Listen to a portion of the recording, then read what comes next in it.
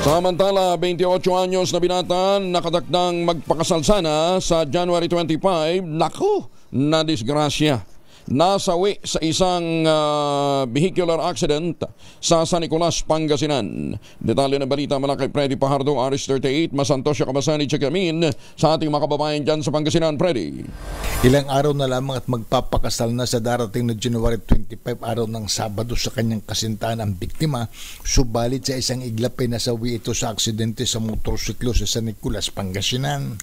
Sa ulat ni OIC Chief of Police Captain Joseph Mejia, ang biktima ay kinilalang si John Paul Giliano, 28 anyos, ng barangay Kalapungan, Natividad, Pangasinan. Sa investigasyon angkas ng biktima, ang isang Rogelio Alejo, 38 anyos, taga barangay Nagkasya sa bayan ng San Nicolas, na kapwa walang suot na helmet at aksidente silang bumangga sa kotse na minamaneho ni Romer Cantan, 37 anyos, ng barangay Bicol Norte, Bayambang, na nakabalandra sa highway dahil nagmamaniobra ito.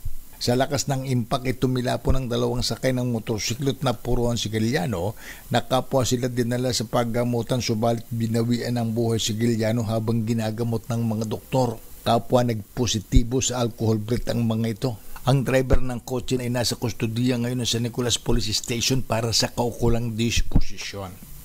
Ito si Freddy Pajardo, RS38, nag-uulat para sa DCRH, una sa Pilipinas, una sa Pilipino. Maraming salamat, Freddy.